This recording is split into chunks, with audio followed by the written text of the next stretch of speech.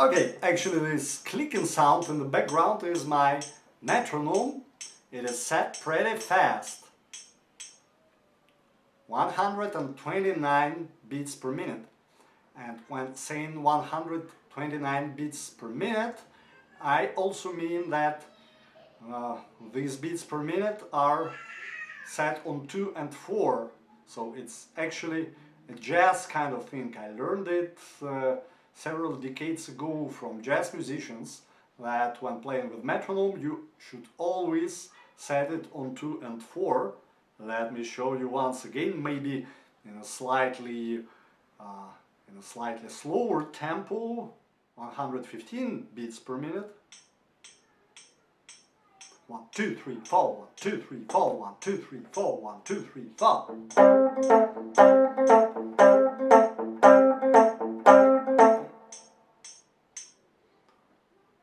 But back to the solo. In fact, even before the solo begins, there is one interesting detail. I guess it was actually played unintentionally by Scotty Moore, but anyway he did that, so let's have a look. You might remember the riff from the song from my previous video. In my previous video I've covered that. It sounds like this.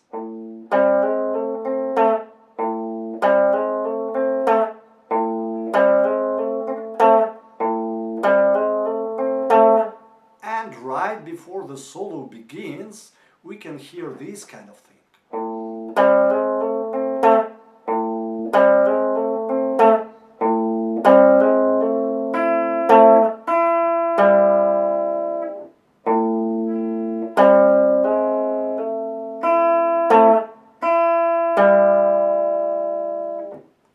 Once again with the tap.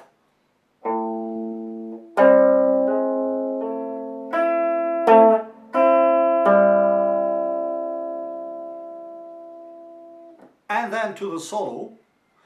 It actually starts with something which has very little relation to finger picking.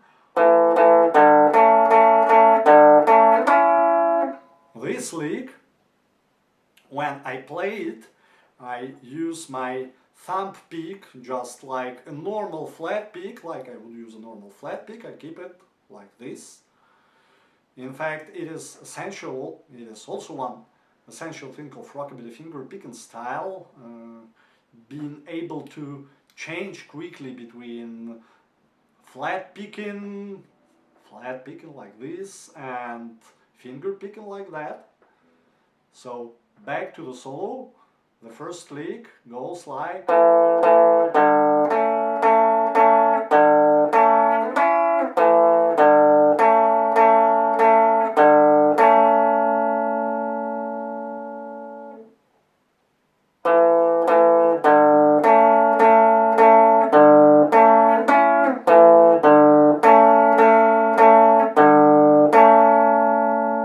And then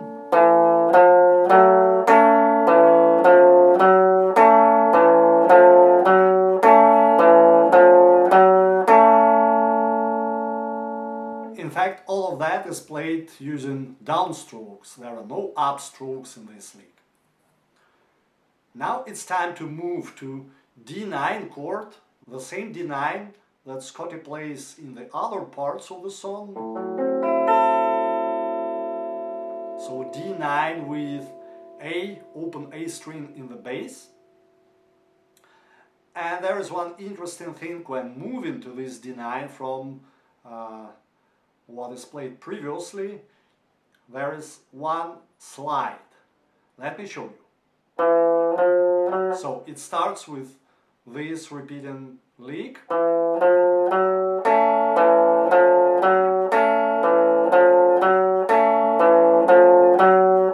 And then, attention please,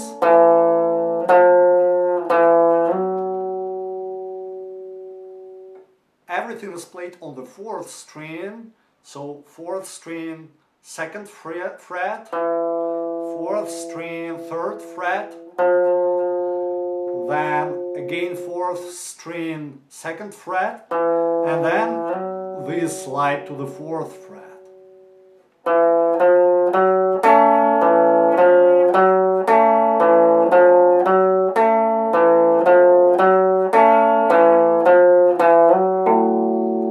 And then the first bass note of D9. Now D9. Scotty uses exactly the same chord as he does in the other parts of the song. This one. D9 with A in the bass. And the first lick he plays here is also exactly the same as in the other parts of the song, namely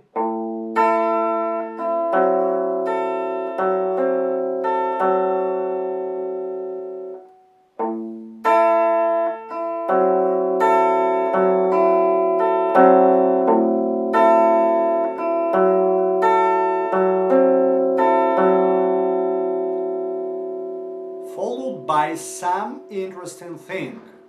Actually, something like this.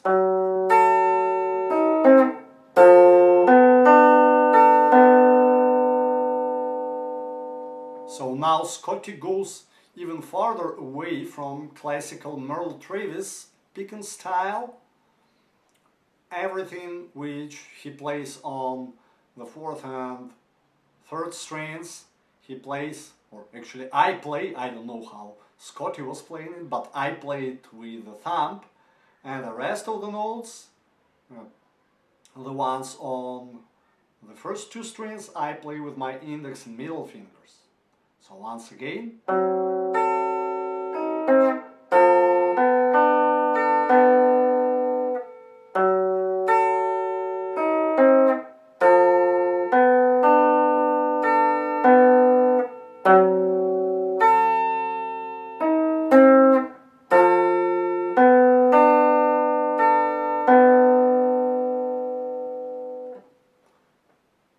Analyzing the chords Scotty plays here is actually also very interesting, and it gets us a little bit to jazz harmony territory. If we recall a jazz version, a possible jazz version of the standard blues progression in A, first it starts obviously with A, then it moves to D, we were here, and then it has to get back to A. And what Scotty plays here is actually, again, he starts with D9 chord, then this one.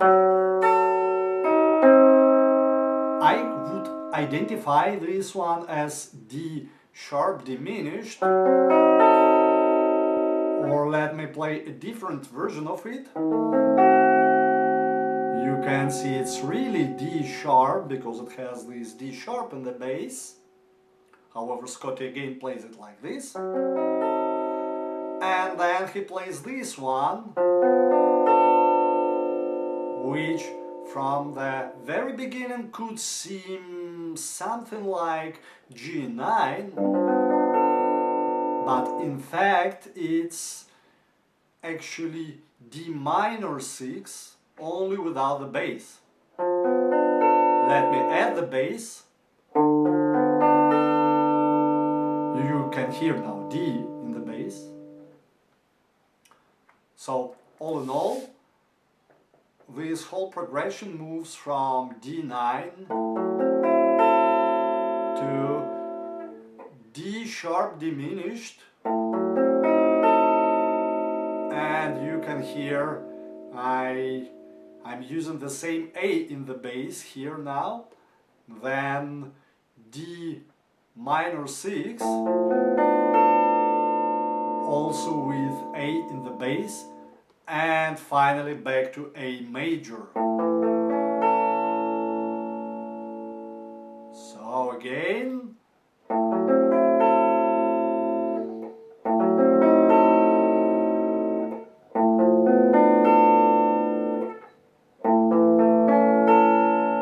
Sounds really nice. Actually, you could do the same without the bass.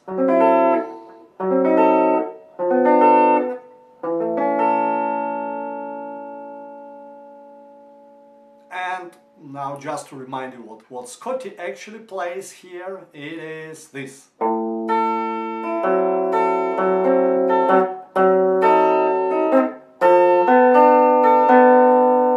But now, instead of going to this chord, Scotty goes to A6.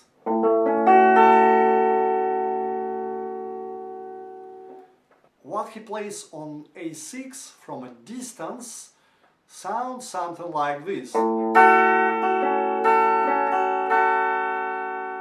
Not really complicated, but if you listen it closely, you will hear some kind of warble. So I will show you the warble. Most likely Scotty did it like this. First it's the bass, low A in the bass, then these two notes, first string and third string. First string I play with one of my fingers, I do it with my middle finger, you can do it with index, and third string I play with my thumb, so it gives me the sound of this A6. And now the warble.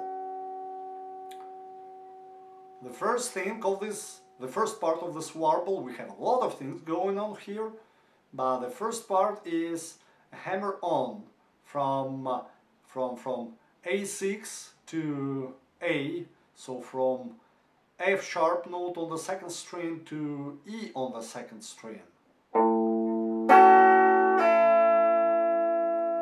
This pull off. Now the same E on the second string is played with a finger of the right hand. I use my index.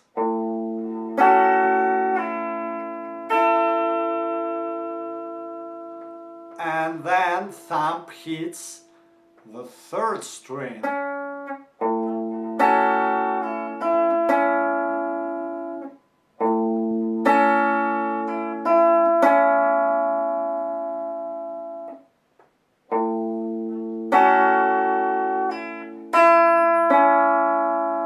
And finally, woo! A movement down by the left hand.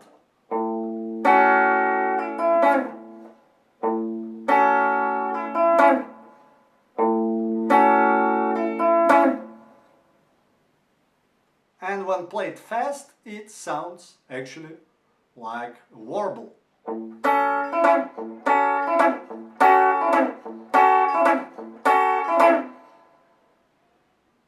Starting from D9, this part of the solo sounds like this.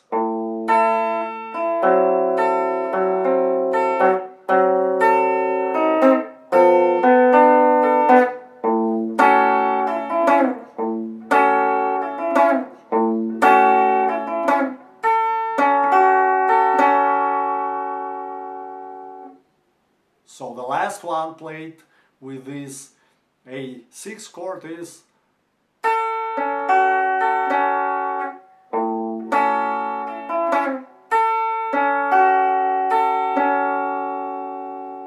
again I'm playing the note on the third string with my thumb and the rest of the notes with my fingers. After that it's finally time to get to E chord, which is E9 with B in the bass. It's again this Scotty Moore's thingy, playing chords with the fifth instead of the root in the bass. And the lick he plays is exactly like the one from the other parts of the song.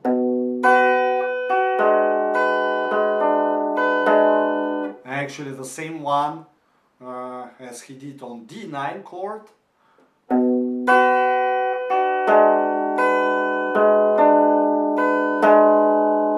But now he moves the shape 1 fret up to receive F9 with C in the bass.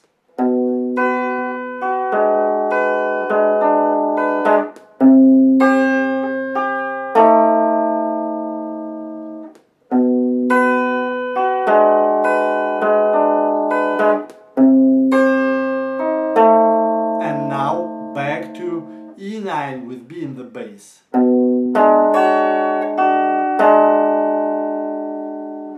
This is what he plays here. Actually, it's not even E9, it's E13 with B in the bass.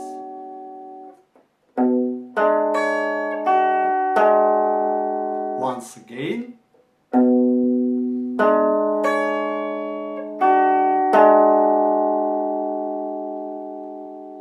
All together from E9, it sounds like this.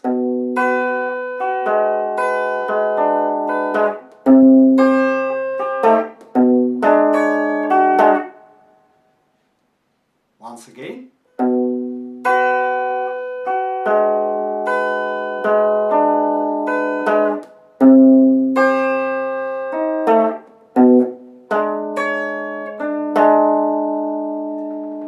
And then finally to A, and actually what Scotty intended to play here was the riff, but something else escaped from his fingers, namely this lick.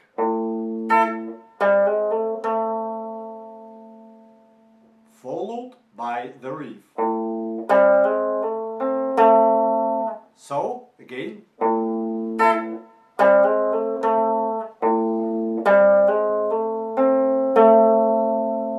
As you can see, quite a lot of hammer-ons here.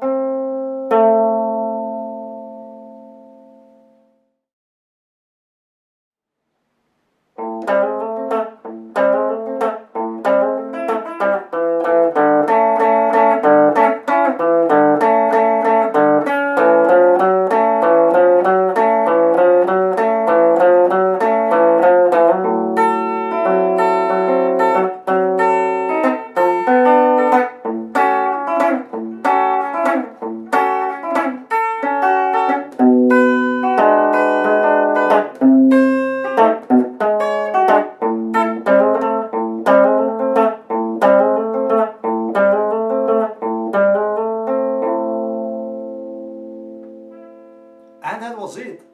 Thank you for watching and hope to see you soon. Bye.